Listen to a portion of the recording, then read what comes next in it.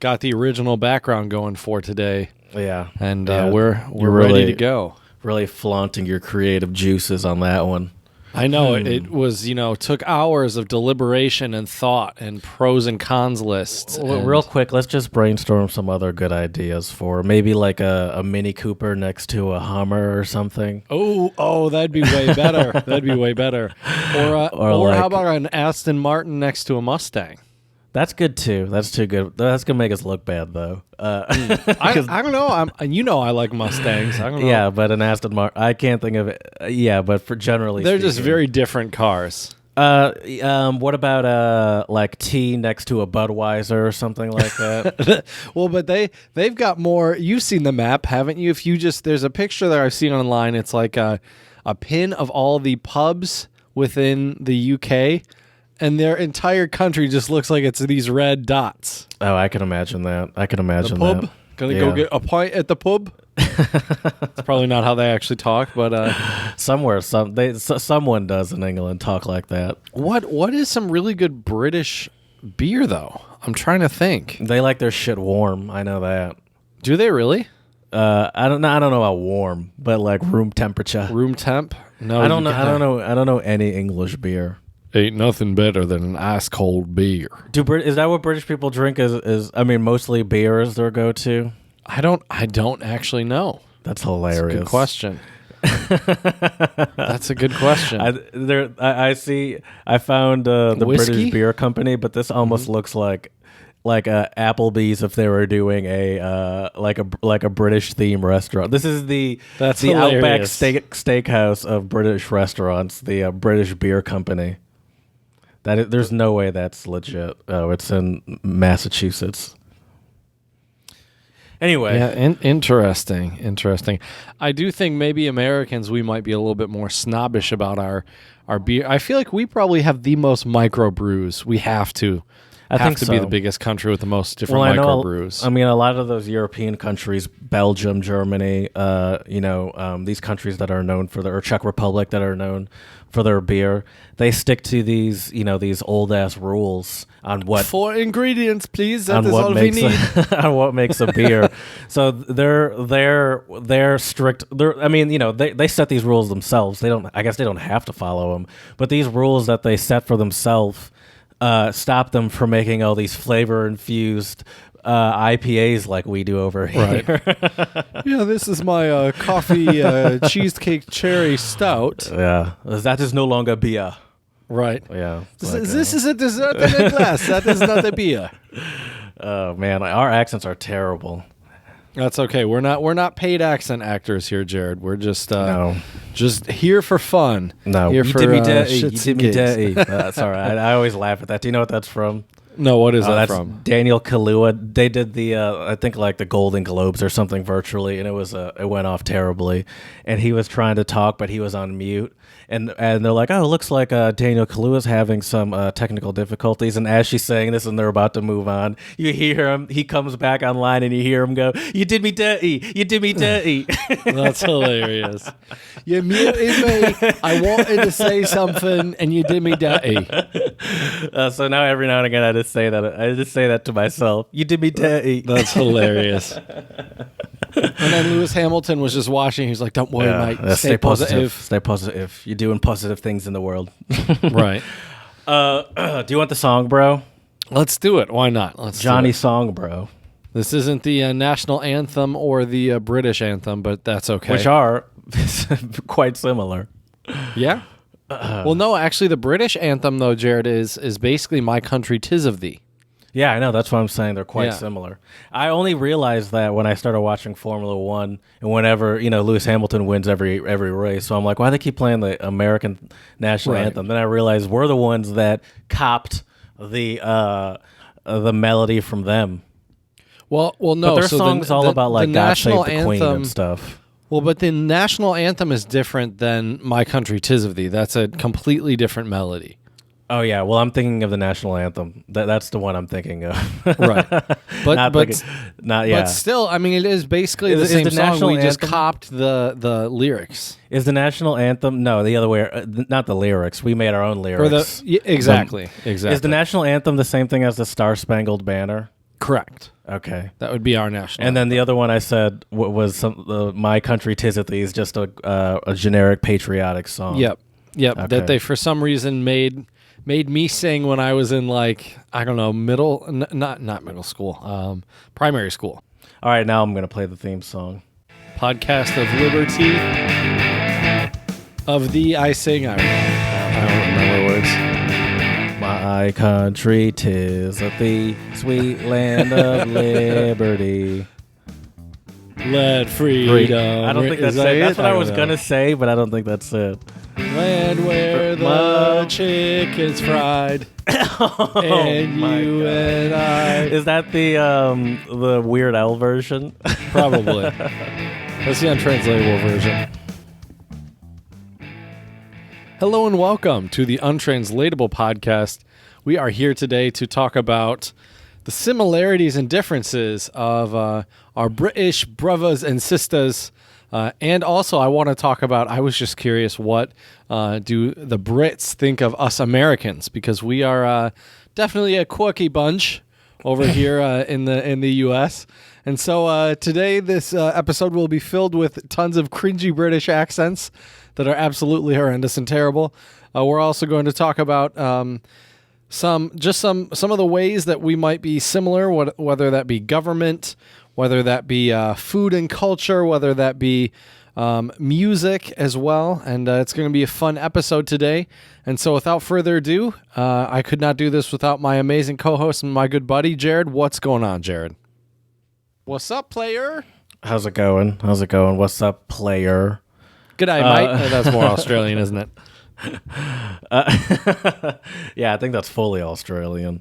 Probably. Yeah, we're gonna talk about the British people. I'm gonna try my hardest to keep the accent to a minimum because it is terrible, and I'm so bad at accents. I can't do any accents, which is probably for the best, because then I don't find myself in these Chet Hanks white boy summer situations because he's the one that also does the Jamaican accent, and it's bad. So I never even attempt these. You things ordered your white better. boy summer T-shirt and matching tracksuit, right? Yeah, I did. I'm just trying to. I'm doing some cultural appropriation. There we go.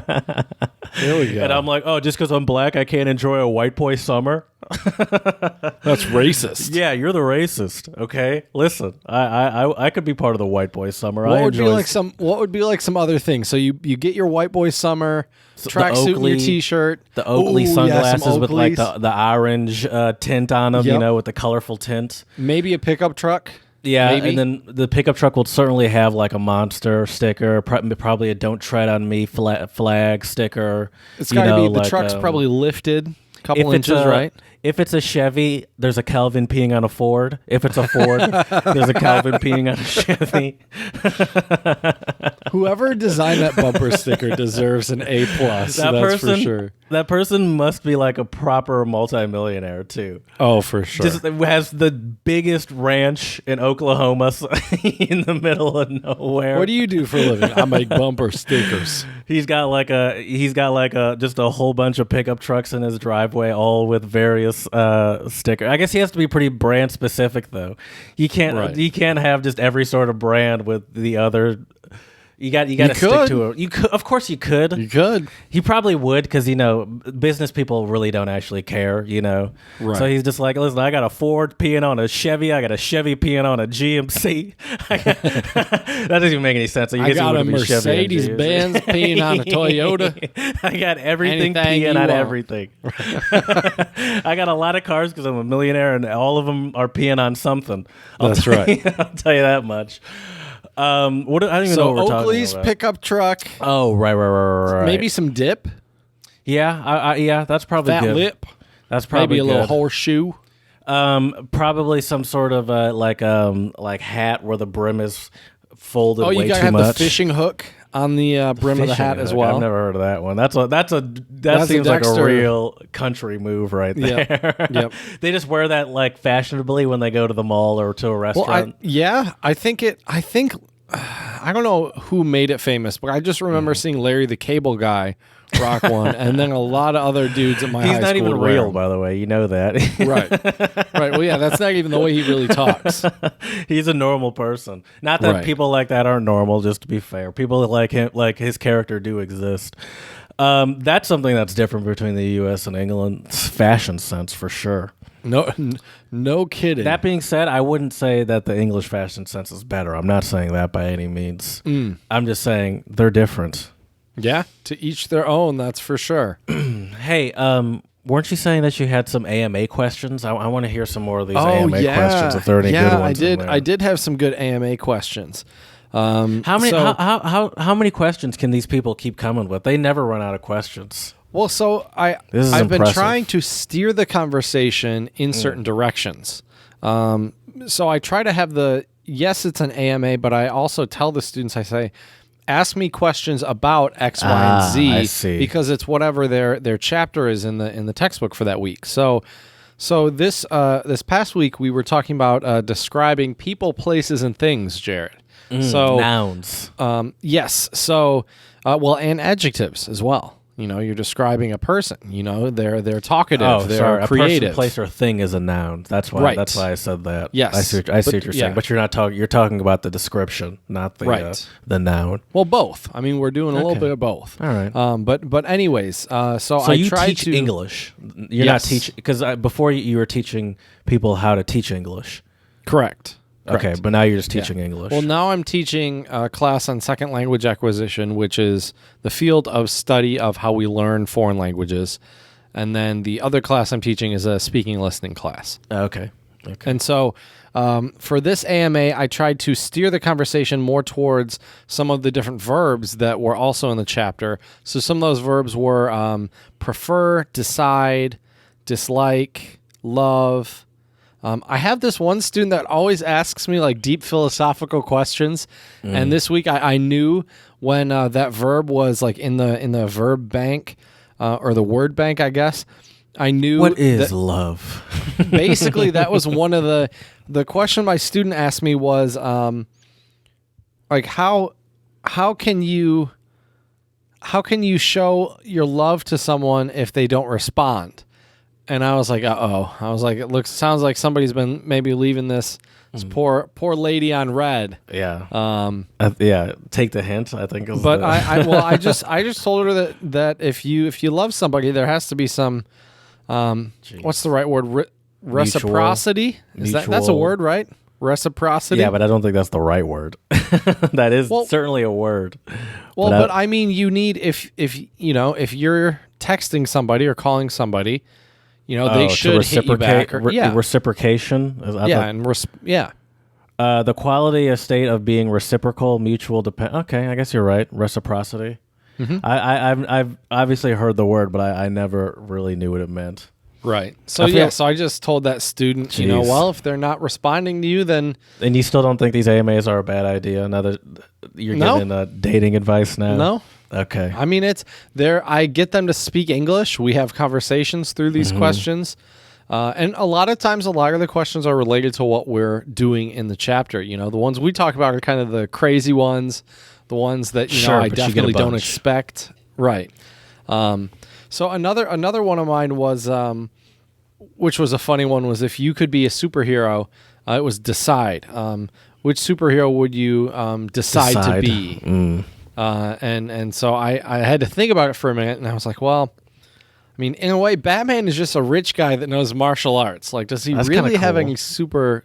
I mean, it's super cool. But if you could actually pick, you think like, I might as well get some powers out of it. Right, exactly. So I had to think about it. And so little trick, what you can do if you're not sure and you're still thinking is you can ask the other person, well, which superhero would you be? So then while they're talking, you can try to, give yourself a little bit more time to think. So my student straight up was like Iron Man, hands down. That's also just a rich guy. That's true. That is true. I think maybe same concept as Batman, essentially. I feel like I gotta say Superman. I mean, the fact that you can fly and you're super strong. Mm-hmm. I mean, in reality, no one's gonna have kryptonite. Right. That's only in the movies, but in real life, Right. In real life, you can be Superman, but you can't. No have one's kryptonite. no one's gonna get you. I was thinking like the. Is it if you the powers of any superhero, of any super person, or to be that person? That person, that superhero. Okay, Yeah, because choose? I was thinking Professor X, but I would, no offense, prefer pre-wheelchair. I don't think fair. I'd want to be have superpowers and in a wheelchair. That's it's kind of a but he that happened later in his life. So is my life following the same trajectory Right. as his? Right. So if not, then I would choose that. Otherwise, I'd probably go Black Panther. That's also, I mean, not a Nice. rich guy, but that's also kind of like Yeah, but you take the Black a Panther supplement. Yeah. Right. But that supplement gives you that magical power. So right, and he's like royalty, so it's not like he's he a can't get baller. it. Just Yeah, straight exactly. up baller. Exactly, and he's yeah. a man of few words. I like that. Right. That's so. If those would be my two choices, I think Professor X would be my first because that power just seems the most realistic in everyday life. That, although that makes me sound real crazy. Because his power is essentially just controlling people with his mind. So. Yeah, that's true. Yeah, that could be dangerous. Well, I guess they all can be pretty dangerous. But that was a cool one. And a lot of my students do really like Marvel movies. So, once in a while, it's fun to talk about that stuff. Let's see here. I'm trying to think of a couple other ones here. I had a student ask me if they think it's fair that athletes earn so much money. And I don't know. I mean, part of me is kind of like, well, they do endorsements. That's how a lot of the ones that are super crazy rich are the ones that, they have all these endorsements. They do all this other stuff. Yeah. So it's not like they just. It's hard to call it unfair. Right. Because it does seem like a ridiculous amount of money that no one really needs, but it's hard to call it unfair, because the market decides. Right, right. And if companies are willing to pay this for a person, then we must assume that they're worth that much money, Right. Because because if it was an endorsement deal for $100,000 over a year, no, like LeBron James probably wouldn't entertain it.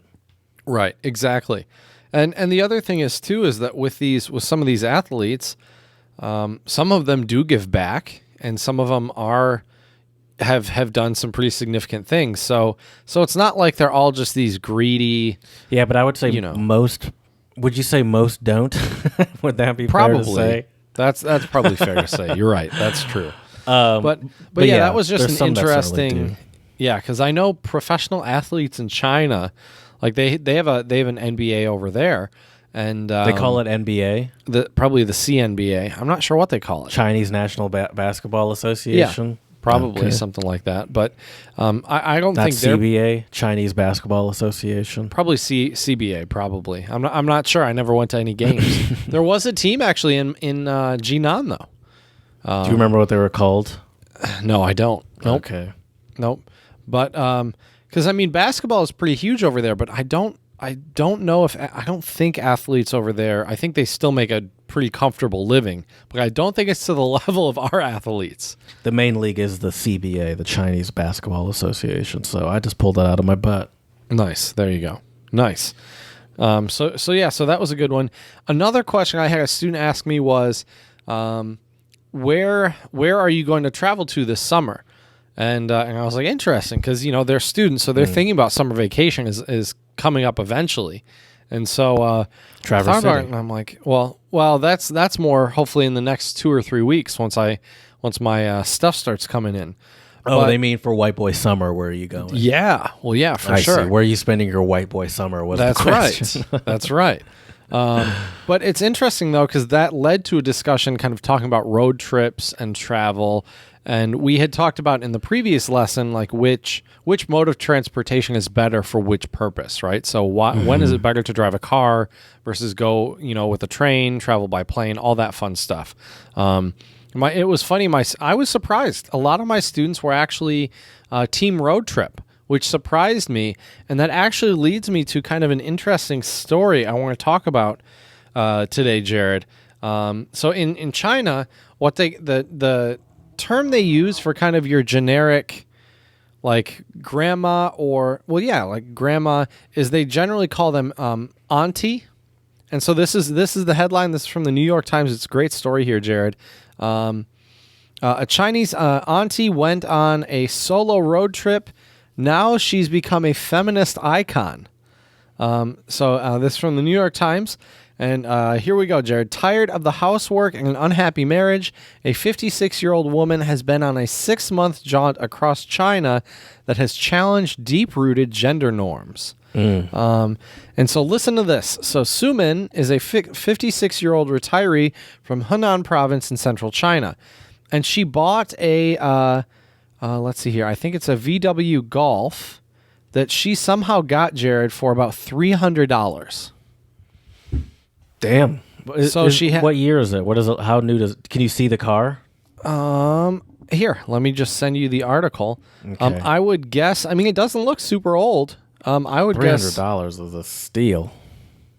Here, all right, I'm sending you the link right now. All right, anyway, there you go. Right, sorry. But here's the crazy thing. So she has a tent that she put and built on the top of the roof of her car, and she's just been going on road trips all over China. And it's just been interesting to hear about this because she has become quite the social media sensation over there. And I can tell you from personal experience, Jared, that culturally it is definitely there's a lot of cultural or societal pressure on a lot of young people in China to have a family, get married, and have kids. That's just kind of like what you do over there. And so she had been just, she got married fairly young, had kids. Her daughter had kids, and in China especially, you see a lot of grandparents help raise the grandchildren quite a bit. It's not an uncommon sight to see grandma and grandpa walking around with the kids while the parents are working. And so basically she, I believe she waited until her grandchildren were in, I think, primary school at least. So she would, not have to take care of them all the time, and went on this road trip. And now she's documented some of her trips and stuff. I guess she's been featured in a couple advertisements over there. But I think it's so for cool. Who? Do you know for who? Well, here it's. Let me see here. That's cool. By the way, it's a luxury shopping website with Mrs. Sue, or I don't know if it's Sue or Sa or Sue. I'm not sure what the correct tone is here, but it's an advertisement for the. It was for a shopping luxury shopping website on International Women's Day. Okay, that's cool. That's cool. By the way, it's a Polo, which is they don't sell in the U.S. and it's like a size smaller than a Golf. It's got a sweet roof tint on it. Yeah, dude. This is a proper setup she's got here. She's dope. Got the ladder and everything. I would love to do a trip like that. And it's so funny, you're outfitting your van, and she's doing it in a Volkswagen Polo. Yeah. Yeah.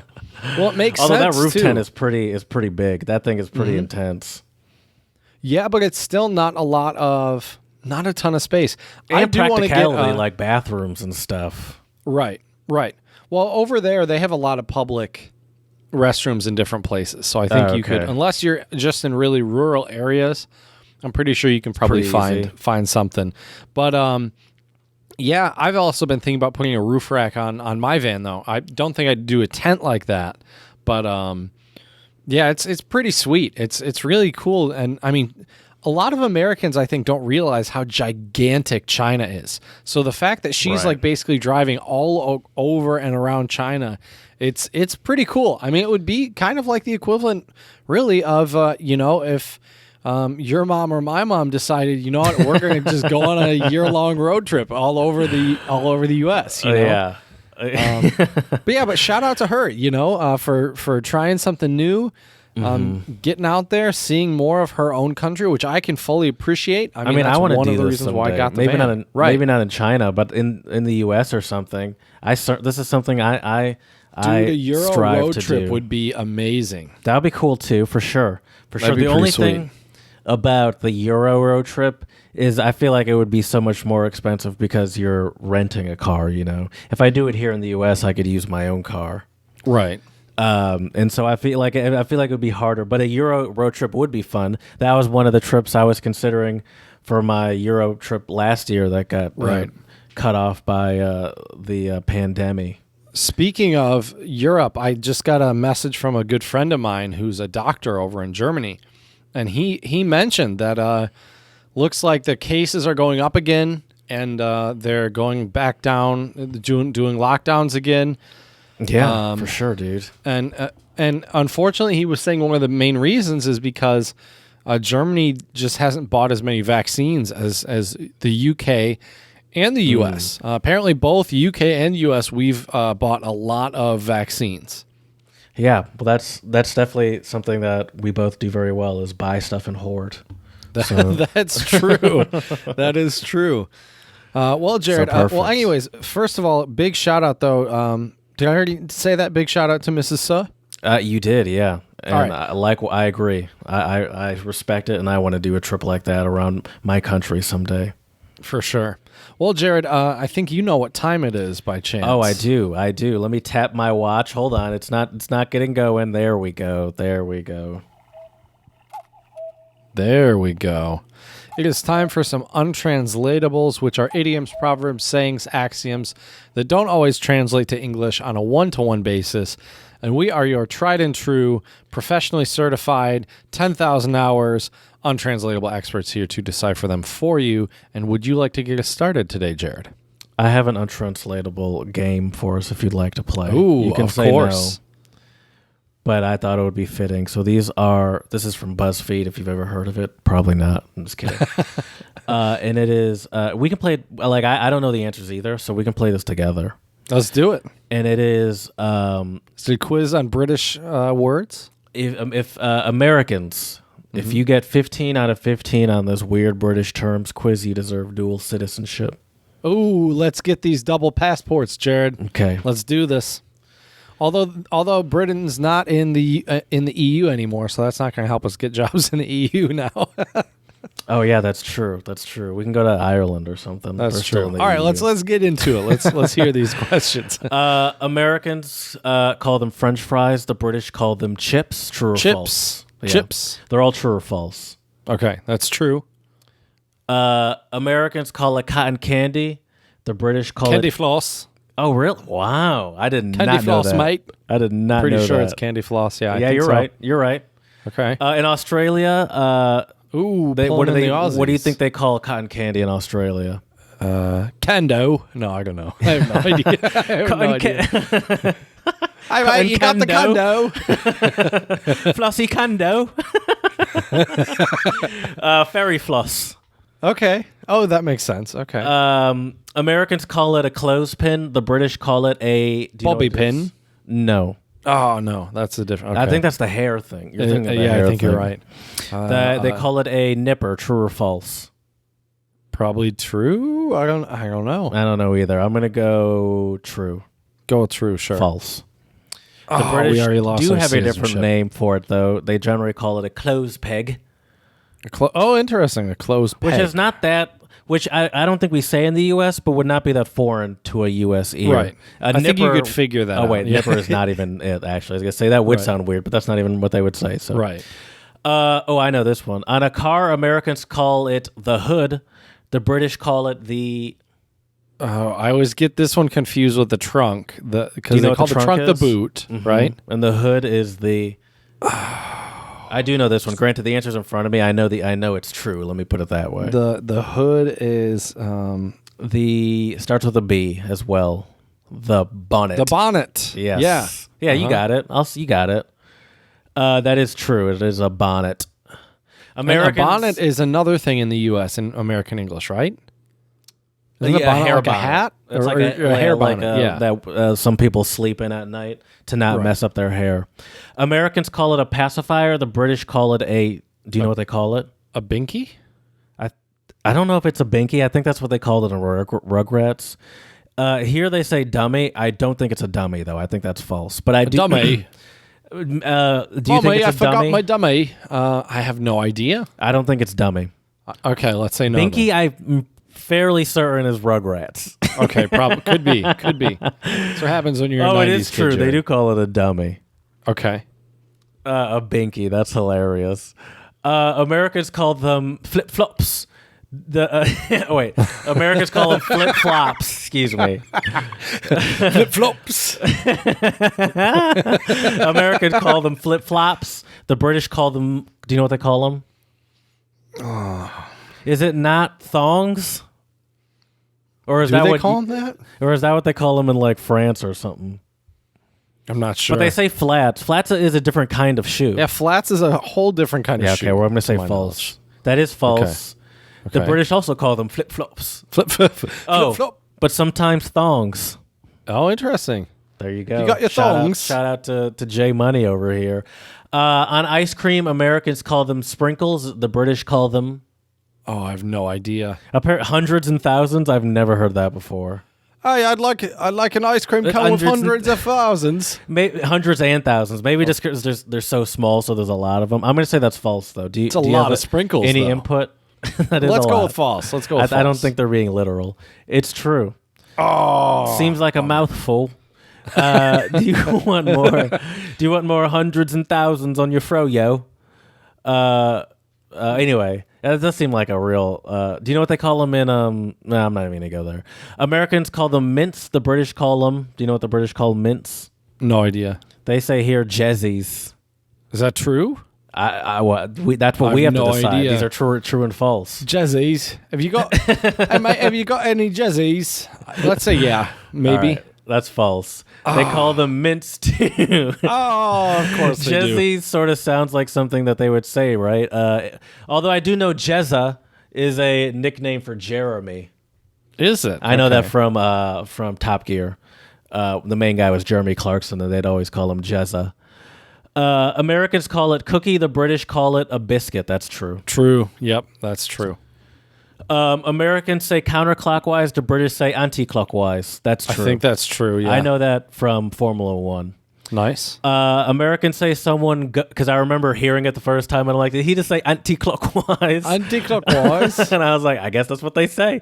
Americans say someone ghosted them. The British say someone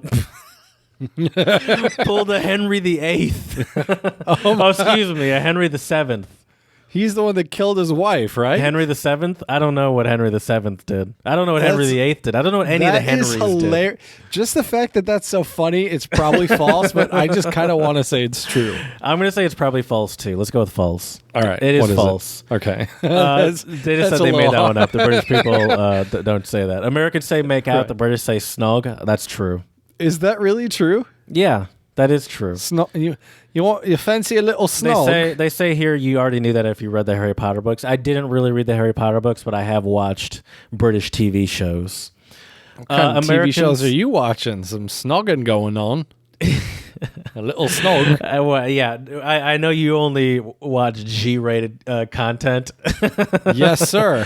But sometimes I like to get a little frisky and watch a show where people might might snog. Uh-oh. Americans ask someone with a phone for their number. The British ask them for their ring digits. Oh, ring up. really?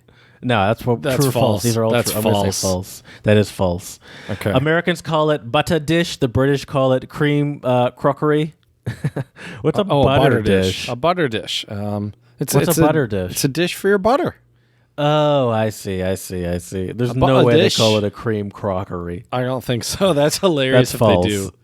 Is it false? Americans might call someone a dumbass. The British might call them a git. That's true. Is that true? I've never heard that That before. is true. Okay. All right, that was pretty good. We got 11 out of 15. That's not bad. That's not Listen, too I don't bad. want to be too British, you know? That's true. That's true. But I do want to keep my eyes open to what they're saying over there. So Right. Well, Jared, to keep you, keep your Abreast. eyes open and your ears clear to what they're saying, let me give you some British words, and let's see if you and I. Well, let's see if you can figure them out because I have the meanings in front of me, so that's a little unfair. All right. Let's see here. Jared? What do you think? What do you think the term? I want to find one that's a little less obvious. Oh, here's a good one. Bagsy. Bagsy? Bagsy. Can you use it in a sentence? I have no clue. Yes. Yes. So, for example, say you and I buy a. Is that like a plastic bag specifically? No idea. No, it's not a plastic bag specifically. No idea. It's not a plastic bag specifically. Okay. So do you have an idea of what it is, though? yes. So let me try to explain here. So say we buy like a sampler basket of something, right? I see something in there and I go Bagsy. Oh, that's like dibs. Yep. Oh, interesting. Bagsy. And apparently, you can also use this as the way we would say shotgun if you want to sit in the passenger seat of the car. Oh, huh. Okay. Yeah. They wouldn't say Bagsy. shotgun. That's probably a little too Right. aggressive for those. For That's those true, Brits. and we love our guns too much here in America. So that's why we need that. Mossberg. They start naming brands. Armalite. All right, this is. I think you'll be able to figure this one out. This is pretty. It's a good one. A few sandwiches short of a picnic. Oh, like an idiot. Yeah, So that's yep. we have Yep. we have a few. I can't think of it right now. Not the brightest bulb in the package. Yeah, there we go. Yes. Yeah, Not the sharpest tool in the tool shed. There we go. Yes. That's it. Oh man, some of these British ones are just funny. Jared, what do you think to pull a blinder means? That's like to pull one over on someone, to sort of trick them, to trick someone. Yes, it does mean that, but it also could mean, for example, Like go did you behind see- someone's back, sneak move. No, not quite. Did you see Beckham score the equalizer in the 92nd minute during stoppage time? He pulled quite a blinder there. Oh, like he really pulled it out of his arse. Ki- Like a last minute showstopper. Exactly. And finishing something apparently that is very difficult and it takes a lot of skill Ah, okay. to pull a blinder. Of course, we got Is it like a sport move specifically? Or like an don't athletic know. move? It feels like an athletic move specifically. I feel like it could be a James Bond type of thing too. Right, but I would, know? but okay, yeah, but it still You know. requires some level of athleticism to be able to Or pull skill. a blinder. Yeah. or Yeah. skill. Yes.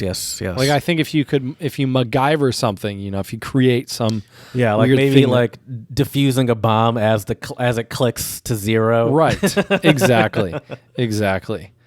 This is probably one of my favorite British English words, and I'm sure you know what it means as well. But we have to talk about it because we are talking about our British brothers and sisters today.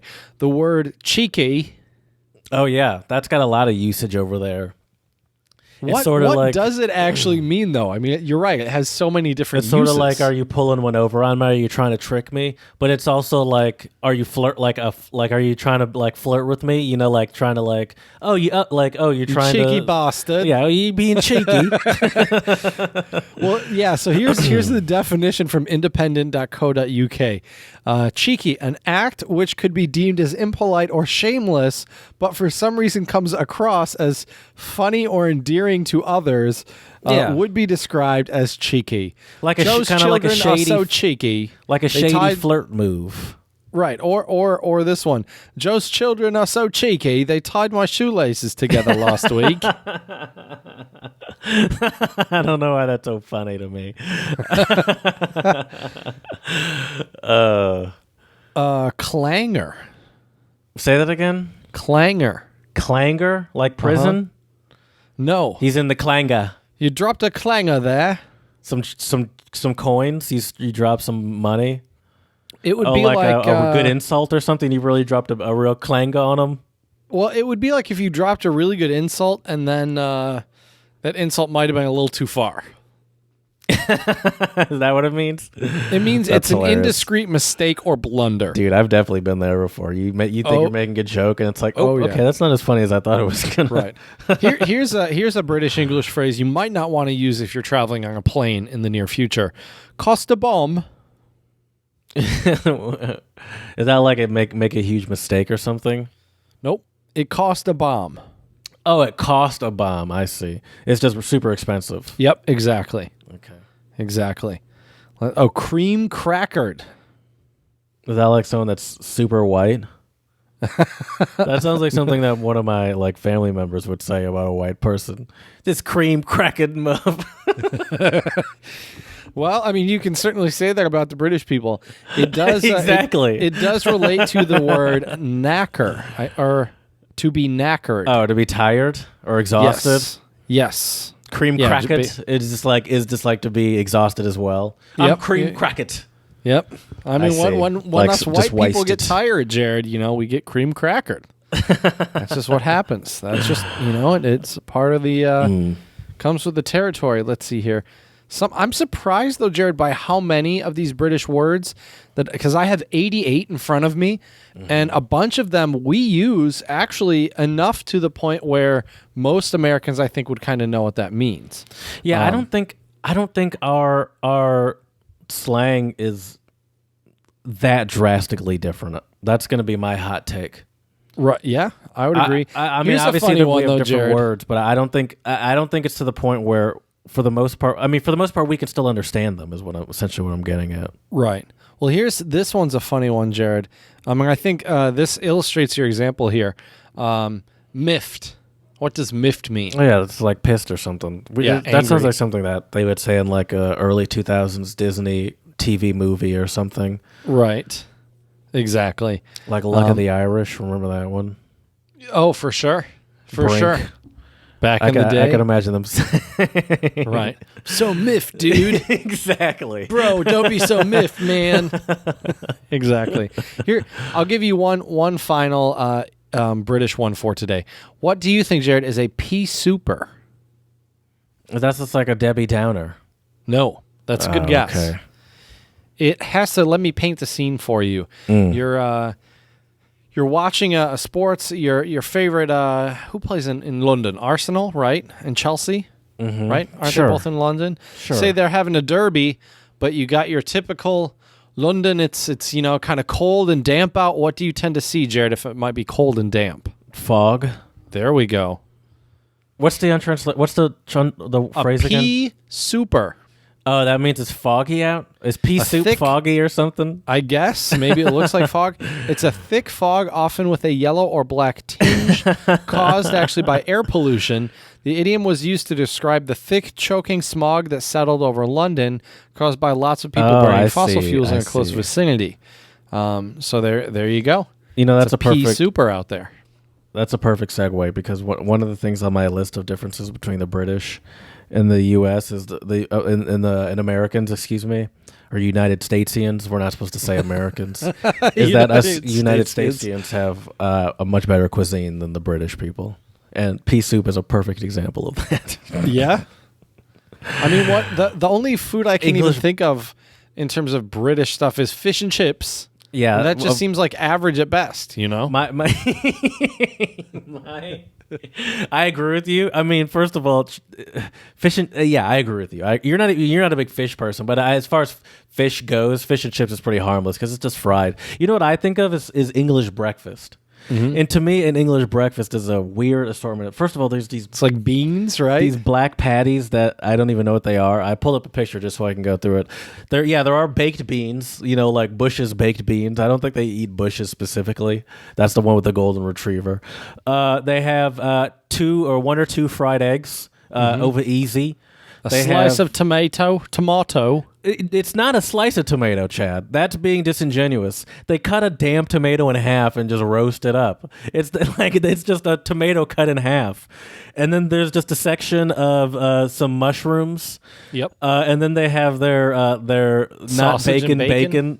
And Right. then they have just some sausage links.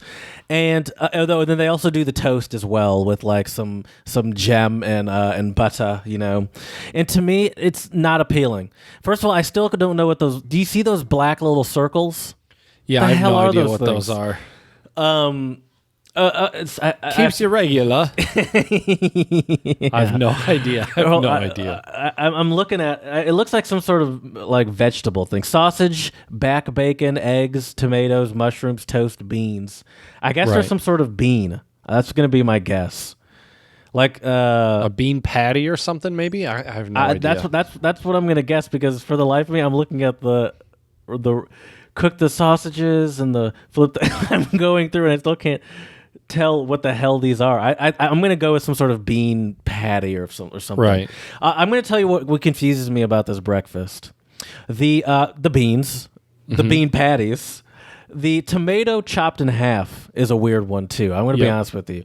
I like tomatoes, but that's not really an appealing way for me to eat tomatoes, especially with breakfast like that. And then with the over easy egg, it's not that I hate an over easy egg. It's just a weird combo to me. This is going to be such a messy plate. I don't know. It's just not for me. I'd rather have a classic American breakfast. Toast. Yeah, for sure. Hash browns, bacon, eggs. Yeah. Yeah. What else? Anything else? I would say links, maybe. I would say, how would you do the eggs? I'm an over easy kind of guy myself. I prefer. I would do an over medium, or I would do a scramble. Or I would Can't go wrong with a scramble. I don't know if omelets are American, but I would certainly say the classic picture I get. And I think that this is a fair thing. I just typed in classic American breakfast. So you have the eggs, the bacon, the hash browns, and then usually sometimes there's sausage or whatever, and then usually there's a side of pancakes as well. Oh, you're right. Yep. And that is I'm whole down lot with of that. food. I'm down. Whole with lot that. of food right there. Now that is a Can you eat quality all breakfast, right? No. I probably usually how I do it is I would either go the classic American breakfast sans pancakes or a pancake breakfast, so pancakes and some sort of pancakes, bacon. Yeah, and then maybe I would do like a side of eggs or something too, maybe. But the hash browns, protein. the hash browns and pancakes seem sort of redundant to me. Yeah, that's fair. I do think that we might just have more diverse cuisine here in the States because we also, they do have some diverse, people living in England as well. They probably have better Indian food than us. I'll give them that. Right, as far probably. Because they are known for their curries over there. Right. But I'm talking about American food and British food because we can't start claiming all the places that we've colonized and all the food that we've adopted as our own. Like, well, if we did it that way, England would win, I think, because they've colonized more than we have. I mean, they colonized us. We can't to a certain extent, though. I will say, because we do have stuff like Olive Garden, which really, let's be honest, does take Italian food to the next level. No, I'm kidding. We just lost any, if all, our Italian listeners there, Jared. But I would say just in general, like British food just seems so bland to me. It also seems very like I don't know. I'm not a fan. I'm looking at pictures of it, and I'm just not a fan. I'm going to be honest with you. Fish and a lot of gravies, like a lot of heavily like I don't know. It just looks very bland. I feel like Americans are a little bit more. I don't want to say creative, but I'm going to say creative. Let's just go with creative. I'm going to use that term. What makes you think that? I feel like we're willing to experiment a little more. I feel like we're willing to sort of take things to the next, maybe unnecessary, but sometimes out of when you take things to the unnecessary level, beauty comes out of it, and we really are the land of flavor blasting. We are the land of large quantities, and sometimes a lot of times it is excessive for sure. Yeah, but I do think some good things come out of that. For example, like the diner, I think is when we're comparing these cuisines, I feel like the diner is a classic American thing that we do very well, and I think it just highlights the breakfast in general. Well, I think the funny thing too about if you want to talk about the U.S. and food and creativity, we have some of the craziest dishes out there, and you see it. And when you see an advertisement for it, if you just saw a picture of whatever crazy food they're coming up with, you look at it and it's like, yep, like that has to be American. Like it's almost like it kind of goes without saying. Like fried butter is a carnival, especially when you get into the carnival food section. Right. Then it just turns into I was even thinking of wasn't it Dunkin' Donuts where they had it was like a breakfast sandwich where the bun was two glazed donuts. I think that was Krispy Kreme. Well, and okay, either way, the Yeah. fact that you're thinking about putting donuts as your bun for your breakfast sandwich, it's just like, dear Lord. Well, and we talked about Arby's doing their. I know you could get a Denali style, but talking about their meat sandwich. Yeah, what was that thing called again? I can't think of it. The Denali style is when you added fish to it. Hold on, let me just tell you. It had it had like 10 different meats on that sandwich, right? It had everything: roast beef, the meat mountain. And then you could get it, and it had roast that name beef. just makes me crack up every time I hear it. Turkey, pastrami, ham, and then you could also a corned beef, brisket, steak, and then cheese. And then They if you need to got make a remix Denali of that style. song. That's By the like, way, this is not my example of why American food is better than British right. food. They need to make a remix, Jared, of that song that's like beans, greens, potatoes, tomatoes. They need to make that, and for the Arby's, the meat mountain. Ham, turkey, brisket, steak, beef. So yeah, I would say we got. I'm gonna say it. We got cuisine on lock here in the United States. I'm laying down the gauntlet. I do think, though, there is something very American, but also kind of British about like just taking things to another level. For example, when I've been out, this was obviously, as my coworkers like to say, the before times. Before all this stuff went down. That when I was in Germany, the British dudes were always the ones that were the craziest partiers and like just kind of the.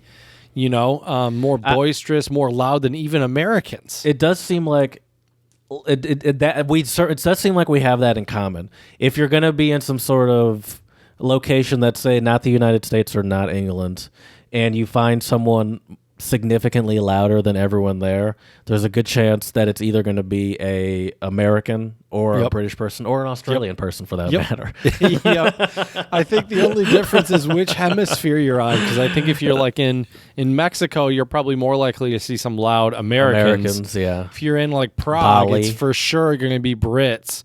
If you're in Bali, it'll be your Aussies. Oi! So yeah, for sure.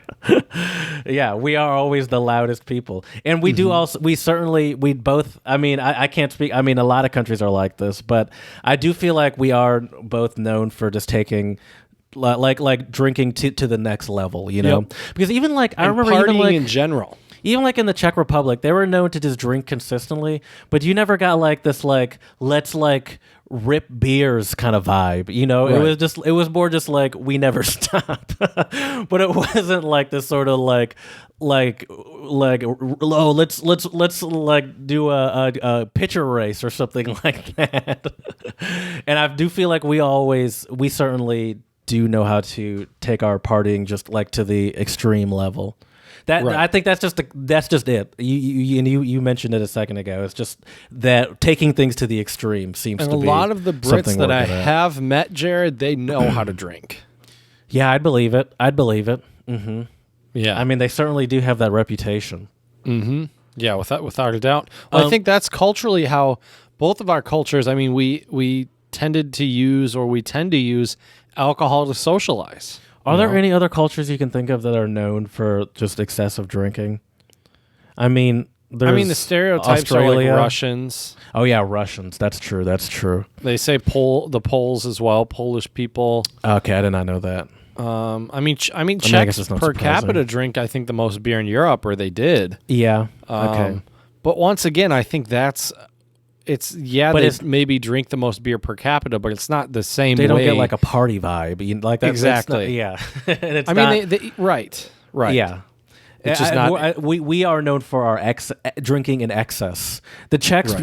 you'll find drinking a beer at lunch, Right. and then going on with their day. You won't really Right. see that here in the U.S. Right. If But they're you having will a beer for lunch, that's probably not their first or their last beer they're probably that going to day. keep going for the rest of the day if they Right. at a pretty aggressive pace. If you see someone drinking beer at lunch here, Right. another obvious one that I feel like we should touch on is the language, bro. Sure. So as we mentioned, obviously with all those untranslatables, the language is there are differences, but it's pretty similar. Like it's rare that, especially like an English person, it's rare that you're going to run into an English person and be like, I don't know what this person is saying. Like maybe a Scottish person that might happen or something, but I can't really imagine that happening that often with like someone from England.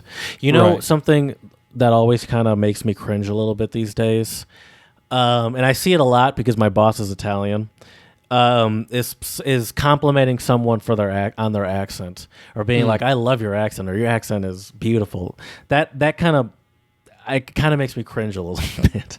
Sure. Because what are you supposed to say to that? It's like, thank you. It's like, what do we do? I don't know. I just find I don't want to say it's insulting because that's too much. Like but it's just weird. It's like, what do you expect this? I don't understand how you expect this person all to take you can this. say really is thank you. Because they're not, the person talking isn't doing anything. Right. It's like, this is just how I talk. Oh, this is how I try to talk. Thank you. Yeah. That was not, you know nothing about my boss other than he's Italian, and that was not that bad. Nice. Thank you, but this is just my normal speaking voice. Okay. The more you go, the worse it gets. That's fair. But I hate it. I hate it when we really fetishize the British accent over here. Yeah. Like the British accent is like a tool used in marketing, where it's like, let's just have a British person say this because it's going to sound fancier and it's going to sound more official if it's coming out of some British woman's voice. Specifically, the British woman voice is a voice that we really love over here in the U.S. Especially on GPSs for your cars. No. Yeah. At the next juncture, please turn left.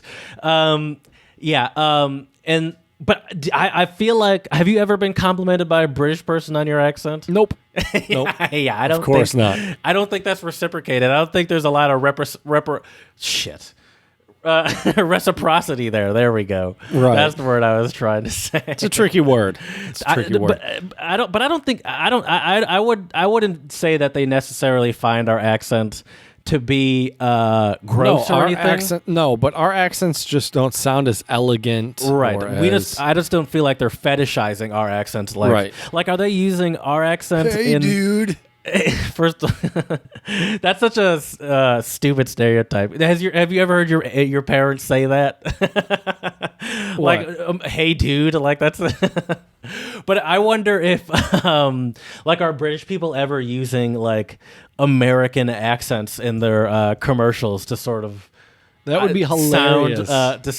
Come off as some sort of certain way, and if so, Maybe. it's probably not the way. It's probably not a flattering way to us, I don't know, maybe, but I will say I think we have a good relationship with the Brits. I think sure, I agree with that. I don't mean to say that they're just necessarily insulting us. Right. I'm just saying I don't think they're using us the way our accent. Oh, rather, no, the way for we're sure using it as like a tool in like a medicine ad where it's like side effects may include drowsiness. Well, they probably don't heart even attack. have medicine ads over there. Well, no, I think they we're don't. one of the only countries I think that there's actually. like one other that does, but no, they don't. But I just mean I don't mean specifically a medication ad. I just mean some sort of ad where they're trying to convey some sort of authority.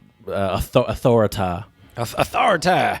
Well, Jared, let's talk about music though, because I think music is one of those things that it does kind of link us a little bit. And we do have some similarities because if you look at, especially if you go back and look at the 60s, well, really 40s, 50s, 60s, and then 70s, I guess 50s, 60s, and 70s, it's really fascinating that a lot of British musicians were so influenced by so many black blues artists of the U.S. And the irony is those artists didn't even get any recognition in their damn home country of the United States. Yet, like, one of the first huge concerts that I remember, I think it was Muddy Waters that they had, was actually overseas in England, not in the U.S. So I find it so fascinating that, like, American music was so loved by a lot of Brits, and like rock and roll and blues and R&B and all these different styles of music, which then led to what they called the British invasion in the 60s and 70s. Sure. And then Americans became obsessed with British music. But all these famous British people like the Beatles or what's that guy's name? Iggy Pop or something like that. He actually grew up in Ann Arbor. I didn't mean Iggy Pop. I meant the guy that died recently. I didn't mean Iggy Pop. He grew up in Ann Arbor. Yeah. The guy that Ziggy, not the guy that died. Oh, David Bowie. Thank David you. Bowie. Yeah. David Bowie. Oh, Iggy Stardust is his. Yeah. Yeah, I see. Yeah, I see. Okay. That's what I got. I just got mixed up in my head. But anyway, all the the Who. like. Yeah, they're all influenced by like a lot of their big influence are these American blues artists, and it's just, there is a lot of Well, and now, Jared, I think we're seeing the same thing with rap and hip hop. I mean, there's a ton of British artists now that are kind of coming out, and there's a few different styles of hip hop that are like more like they've kind of come up in England, which I think is kind of cool just to see how it's different. It goes. What's that? Quick maths. Yeah. Is that the one you're talking about? Yeah. And Skitty bop, bop, bop. Yeah, I haven't listened to it in long enough. It's not on the top of my mind. But yeah, for sure. I mean, yeah, so I guess all that sort of British hip hop is just... I mean, hip hop is American. I guess I forgot that for a second. And so all of that British hip hop is just them being like, oh, we can do this with our weird accents and make stuff that the Americans can't even understand. We can do it with our... That's hilarious. Yeah, no, I agree with you for sure. Talking about some shots fired there, Joe. I was thinking about sort of what I was thinking about like culture and sort of social media and stuff, and I was thinking that it seems like to me that the British are obsessed with this idea of class, and this idea of like, I hear it a lot because I listen to a lot of like British people when it comes to even like car stuff. Like you hear when they're like obsessed with their accent and the idea of like speaking proper and like sort of fitting into this idea of like what it means to be like, proper, which I don't think is a huge the Queen's sort of English. I don't think it's a huge sort of obsession. Oh, and money also is something that they're obsessed with. And I don't think that's a huge obsession here in the U.S., this idea of class. I think money kind of is more... Money takes over more than class. But then I think also our huge obsession is race here in the U.S. Now, race is obviously... but I think they have a big obsession with race in England, Well, I'm going to say race is obviously an issue in England. I'm not saying it's not an issue. Actually, that's something we probably have in common, too. Yep.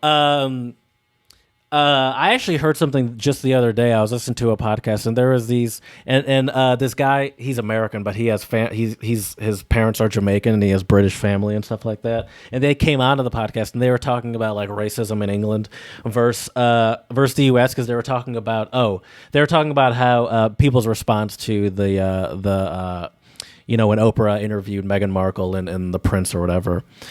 And and this lady, she was like in her 50s or 60s or something. She just said something that stuck with me. She said that the racism in England or the racism in America or in England is annoying, but the racism in America gets you killed. It's way more real to your daily life rather than I think more. I don't know. That's just something that stuck with me that I heard a British person say. I don't know. I mean, it's just one person. I talked to a friend of mine in, I don't remember now if it was Germany or Austria, but they said that they kind of viewed racism in England as racism light. It's like diet racism. If you compare it to America. Right. That's what I'm saying. I think we have like the pure white uncut racism. Like I feel like our racism here in the U.S. is really something to behold.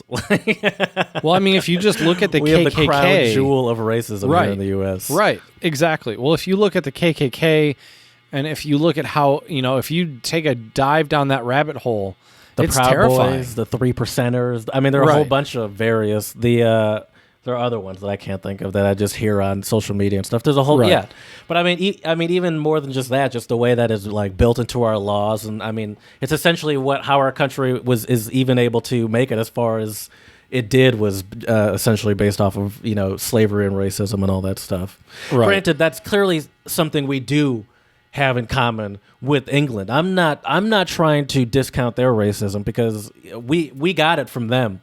Right. America got it from them initially. Mm-hmm. Oh, dude, there was some comedian that I saw the other day. Who was it? Who said that like like Americans like don't discount like people left Oh shoot, I'm gonna f it up. Forget it. Don't even. I'm gonna mess it up. It's not even worth it. Not even worth it. But yeah, I would say I don't mean I don't want to take away. I don't want the British people listening to this to think that like, yeah, we're not as bad as the U.S. Maybe you're not as bad, but it's different. And also, we got it from you. Let's be clear. We learn from the best. I got it from you, Dad. All right, that's all I have. Well, I mean, that's also where the slave trade originated, was England. Sure, yeah. There's actually, I kind of binge watched this documentary on Netflix. It was like a series on pirates in Jamaica and Barbados and a couple places. And a lot of them were kind of like outcasts from England. And the crazy thing was a lot of them, they would raid slave ships and they would free the slaves. And so then it was really cool, after they freed the slaves, they then used that boat to free more slaves from other slave ships. And these pirates were really messing with the slave trade down there. And it was just so funny to see these, white, like they had the like wigs on, like proper British dudes talking about the slave trade in this. Yeah, it was. Our poor slaves are getting away. This is inhumane. They didn't even say the way they're stealing our slaves. They didn't say that. Well, they probably said that. You're right. Or it's a tragedy. They're taking away our profits.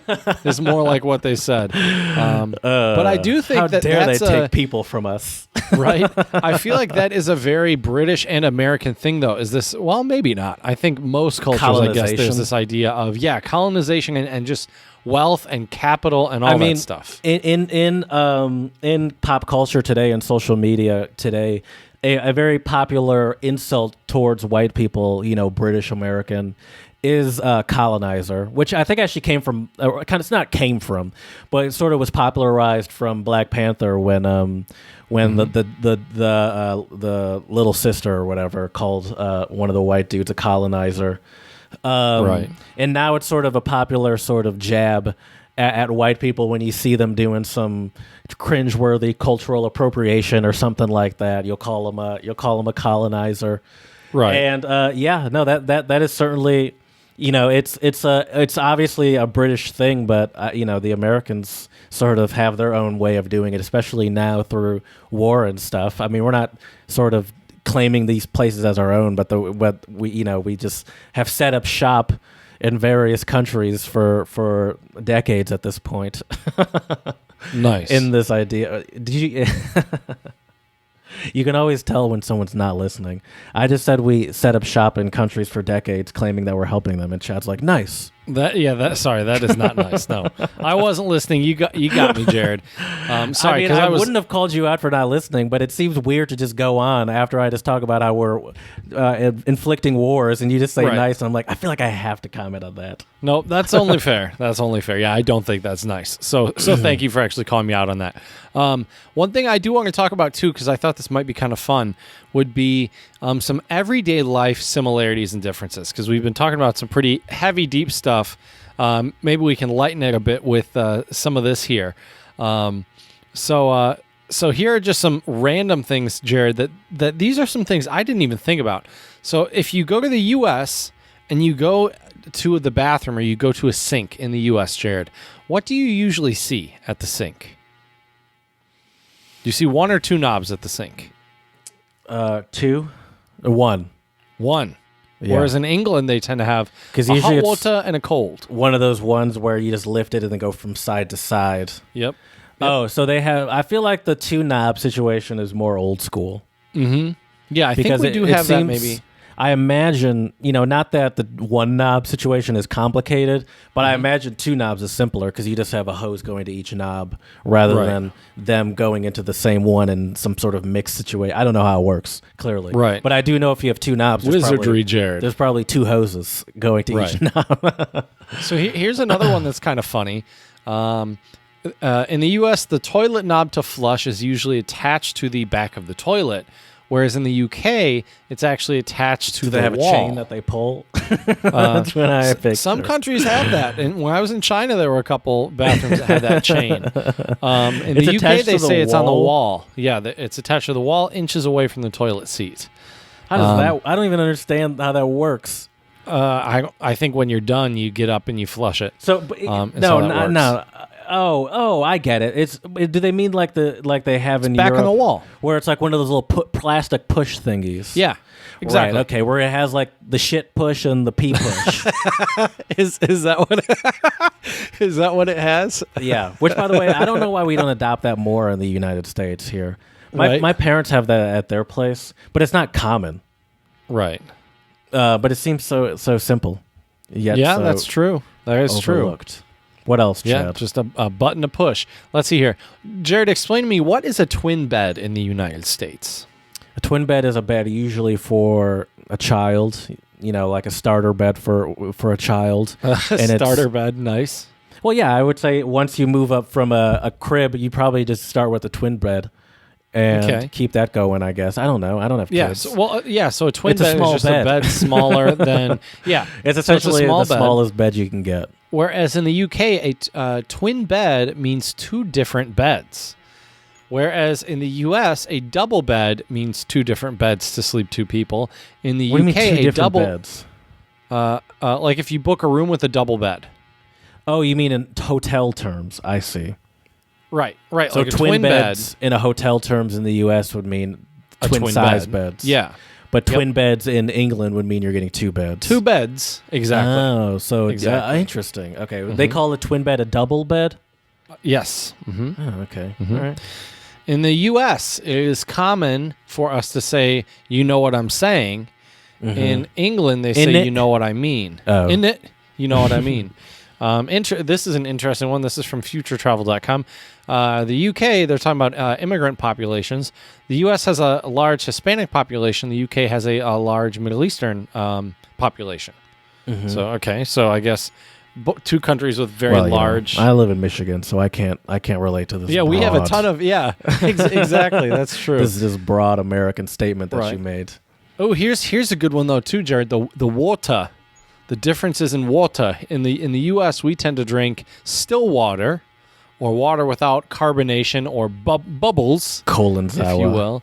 Whereas the Brits, they generally drink soda water or sparkling water. But I think that's right? it's a European thing.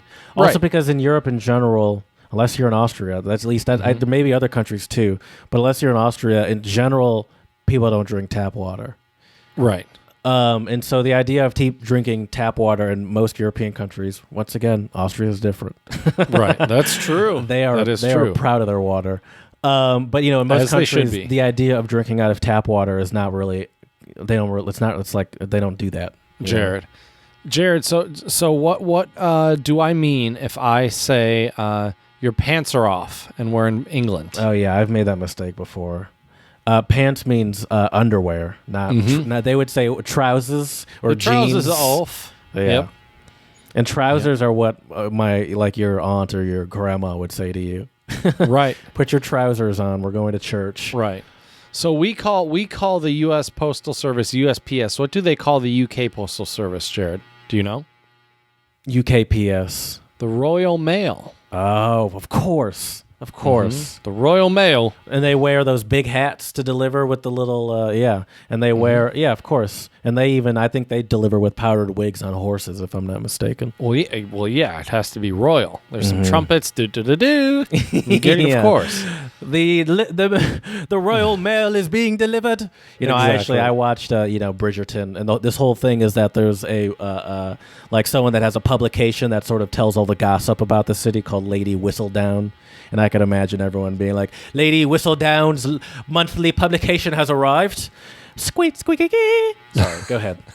What else do you have? I know you have a bunch more you want to share with me. Well, Jared, we might say one man's trash is another man's treasure. How would they say that in England? One man's rubbish is another man's reward. Sure, or riches, or probably just treasure. But yeah, okay. I was just going with trash and rubbish. Yeah. Okay. Yeah. Which is just, I think that's a fun word. That's rubbish. Yeah. I'm gonna be honest with you. I think trash is a pretty good word. Man, that's trash. Yeah. That's true. That's true trash too. Trash is a pretty good word. Right. Man, trash. Especially if you say it like that. Trashy. That's true. Trashy's a good word too. You can't say rubbishy. Right. Oh, rubbishy. Now, this is an interesting one, and I'd like to hear from people in the UK if this is still true today. This is from futuretravel.com. In the US, two people can make love numerous times without labeling it or considering it a relationship. In the UK, for many people, making love to a person more than a few times is automatically assumed we're to be an married. exclusive relationship. Exactly. Well, now we're 2 months married. A fortnight and another week. We must start with children at any moment now. We must inform the town. Now, here's one that I did I see wonder if in that's some still places. true, by the way. I agree. That Right, sounds kind of exactly. old school. And I'm It like, does. I don't know if that's happening with people our age or people younger Right. than us, rather. Right. We're I mean, they old got now. Tinder over there, too. For sure. Yeah. Yeah. Plus, I mean, some of the Brits I've met overseas. All right, Chad, relax. And any, that's right. This is a family podcast, Jared. I'm telling you, they were not ready for marriage. The ones I met. That's right. They were ready for some America, though, if you know what I'm saying. Here's an interesting one, though, Jared. Now, and I've seen this happen firsthand in Europe, at least. So, and in the U.S. So, in the U.S., when you eat out, or especially if you eat like at a fast food joint, right? Fast food, John. They tuck their napkins into their shirts. Yes, no, but you should. Like in the U.S., it's kind of expected of you to clean up after yourself. Like at least most it? people tend to put their trays. Like there's a spot for you to put your trays, and a lot of people, if you're not an Trays? asshole, you put your What kind of food you said restaurant? fast food. Oh, okay. Fast food joint. I'm like, I don't know what kind of restaurants you're going to, bro. But no offense, most of mine don't involve trays. But fast food, I got you. No, fast food. Or like if you go to a food court, for example, like in a Right. mall, right? Whereas in the UK, the never, but establishments sure. actually expect you to leave the tray there on the table for them to clean up. And I also saw this That's the at a few duty. places in China. So it's kind of like you're doing my duty if you step in and clean. Right. Like, what are you doing? That's my Oh, job. you're taking me job. Yeah, you're taking me job. How about put it down? Come on. Right, exactly. Stay positive. Let me keep me job. But yeah, so that's kind of interesting. Let's see here. What else? Is there anything else you can think of, Jared, that kind of, when you think of UK and US, I do think that we are kind of like brothers or maybe cousins, when For I sure. think of the Brits. For sure. I did want to mention, though, before we end the episode, just a few things I read online about how what Brits think of America. And I'm curious to hear what your take on a couple of these things are. Number one, a Brit posted they love how cheap it is when it comes to like going on road trips and like owning a car. This was someone who lived in the U.S. and lived in That's for England. sure. Yeah, I mean that's a huge benefit of the U.S. in general, for sure. Is it a lot cheaper over here for like Yeah. vehicles and Gas probably is also we cheaper. don't have extensive inspections over here. Some states I know there are, but not all of them, right? Gas is cheaper. There's that depends on where you're at. I mean, like if you're in California, there's, or even Pennsylvania, there's emissions, and then there's like Right. a safety inspection to make sure your car's not about to fall apart. We Right. live in Michigan where you can just drive any piece of shit. Yep. And there's no way to authenticate that. But in general, in England, most places in Europe, there are emissions and higher standards for your Right. car, and then there's just higher taxing for bigger engines. Like a Suburban or something like that. Like a V8 engine is going to cost you a lot more just through like taxing and stuff like that in England than it would in the United States. And then that's not even factoring in gas, of course, which is also much more expensive in England as well, Right, and Europe for in sure. general. Well, and we have bigger roads and more space too, so that might Sure. also add a different factor to it. Another thing I read that a lot of British people kind of liked about visiting the U.S. was just the crazy food we have. Like all the Yeah. like we are certainly not starved for choice here in the United States. Yeah, and I really do love the term flavor blast, because I really do feel like we are Yeah, the that's an country accurate term. of the flavor blast. Like we take our food to the next level at all chances, Right. I think that's and I mean we highlight in our shows like diners, drive-ins, and dives, man versus food. All these shows where it's like, look at us. This is the steak as big as your face challenge or whatever. Right, exactly. All those different. Have we done an episode on competitive eating? I don't know if we should do it. We should do. I mean, I don't know if competitive eating would be good, but I think what would be fun would be crazy restaurant deals like that. Yeah, like those meals where it's like essentially where you go to those different restaurants and it's like if you eat 600 wings in a day, you get your name on the wall, and you get a T-shirt and a plaque on the wall or some shit. Or if you a eat cheap trucker hat, like a dozen donuts in like 5 minutes or something. Like all those like crazy challenges that they have. That would be a super fun episode. Right. Let's have to do that. That'll be and that's that'll a be super fun. American episode too, because I feel like that's got to sure. be a uniquely American thing. I would say so. I would be willing They to probably argue. have some drinking contests around the world, but I think just the way that it's not even uncommon to have like these eating contests to get your name on a wall. Right. Oh, for sure. Yeah, there's a lot of that. Most definitely. Another thing I read as well, which came to kind of no surprise once again, was like music and movies. I do think we are probably one of the top in the world when it comes to some of the best music and movies out there. You did say music. Right. Movies You think as well. British movies? No, American music and movies. Yeah. Yeah. I agree with that. And that's what I also read a few people mention that as well. So for sure. So yeah, I have to say these though, are lists that British people found about America. Right, I forgot. Now a few things though that the Brits, we talked about the good. We have to talk a little bit about the bad, Jared. It's only fair. So one of the things that caught the Brits by surprise, which doesn't surprise me, is just the ease of accessibility to buying guns, seeing guns. Shooting guns, all that stuff. I mean, it's not that. I'm pretty sure you could go to almost any shooting range in the U.S. I wonder, can tourists go there? I don't know what the laws are. Oh, do you have to like show your license to shoot at a shooting range or something? Right. You probably can. You probably can. I'm sure they probably just have to show their passport, but yeah. Yeah, I think you can. Yeah. But that was one thing which, I mean, doesn't surprise me. Our I'm country with is them pretty on our country is pretty crazy when it comes to that. So that was one thing. Also, just like our political system. Now, their political system can be a shit show too. They all scream at each other with wigs on. What are you talking about? Right, right. But they just kind of meant like the way it's.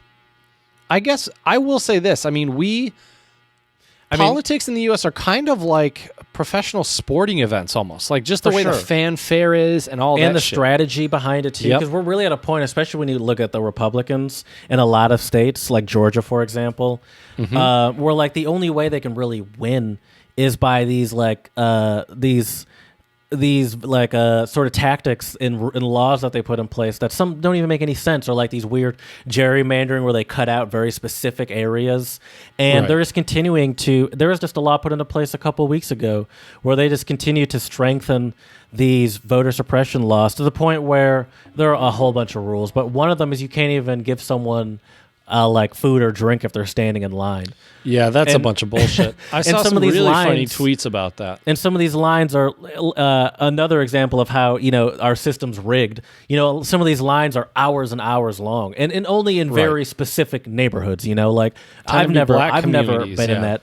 I've never had to wait in these hour-long lines, but I'm not in an area that is subject to as heavy voter suppression like some of these southern neighborhoods. And so I would say just like I can't speak for England. I don't know what's going on over there, but the amount of trickery that people can really get away with here, and then also just like the amount of sort of like it's like talk, it's a lot of talk and not a lot of substance, Right. Kind of like wrestling almost. Yeah, that's a good comparison. I will say one other thing though. I think militarily speaking, you don't want to mess with the U.S. or the U.K. Okay, yeah. I thought you were going to say just the U.S. specifically, because that sounds like such a stupid American thing to say. You don't want to mess with us. You don't want to get into a war with us. I mean, that is a very American thing to say. Actually, I don't know much about the British. I could see Americans and Brits both kind of pounding their chests like that. You know what I mean? Yeah. Well, yeah, I mean, Americans love to wear that back-to-back. World War champs, baby. Yeah, but that doesn't really fly. Consecutive World War champs, America. That doesn't really fly the way you want it to in England. Right. Right. Well, also, I mean, England was bombed to shit. I mean, not that we didn't lose American soldiers, but I would say the loss in England was significantly worse than in the U.S. Yeah, I mean, a lot of Europe was. But I mean, listen, you should never wear that shirt. Period. No, I agree. I agree with you. That's just a stupid, ridiculous shirt. So yeah, it's a terrible shirt. It's an embarrassing, terrible shirt. Exactly. And I think on that note, Jared, I think that's where we can end today's podcast. So if you're going to visit our brothers and sisters in England, don't be rocking your consecutive World War champ shirt. But yeah, let us know, though, at untranslatablepodcast@gmail.com what you think about some similarities or differences between the U.S. and the U.K. I do think we are still kind of bonded by language and our history a little bit. But let us know. Also, you can check us out on Instagram, Untranslatable Podcast, and on YouTube as well if you want to see our beautiful faces. And lastly, please, 5-star reviews on iTunes and Stitcher. Let us know how we can make this podcast better for you. So as we say here at the Untranslatable Podcast, dziękujemy, muchas gracias, shisha, and do svidania.